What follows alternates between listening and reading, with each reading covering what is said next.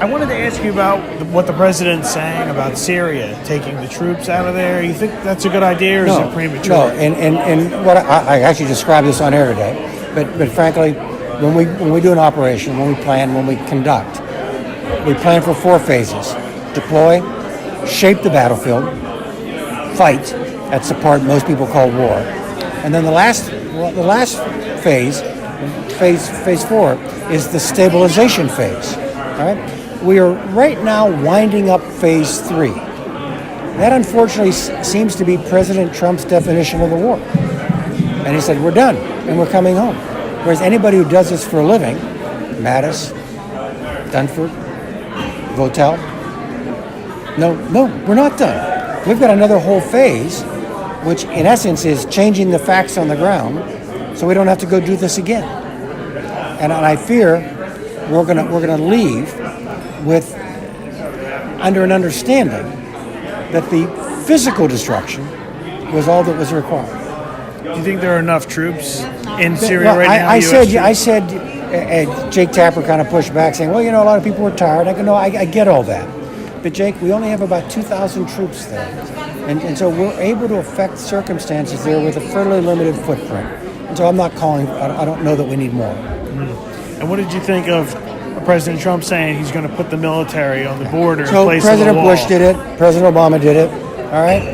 I'm not sure what President Trump's intent is, and I will say this has the feel of security theater, responding to a hyped threat of several hundred Central Americans making their way across Mexico, being described as some apocalyptic danger to the United States, and then describing our current border security as some dystopian universe. And so you've built the case for desperate times require desperate measures, and neither of those are true. Mm-hmm. And one more for you about the intelligence community as a whole. You referenced during the talk the briefings and what's going on right now. What are you hearing in terms of the effect of the attacks on the intelligence community coming from the Trump administration? What effect it's having? Those will have long-term effects, and even if they're not directly on intelligence, if they're on the Attorney General, if they're on the head of the FBI, if they're on the Deputy Attorney General, if they're on the former FBI Director, if they're on the former Deputy Director, those folks are all familiar faces within the IC. And you've got a president who seems to base all of his relationships with the agencies of his own government on some definition of extreme personal loyalty to him. That's a difficult proposition for intelligence.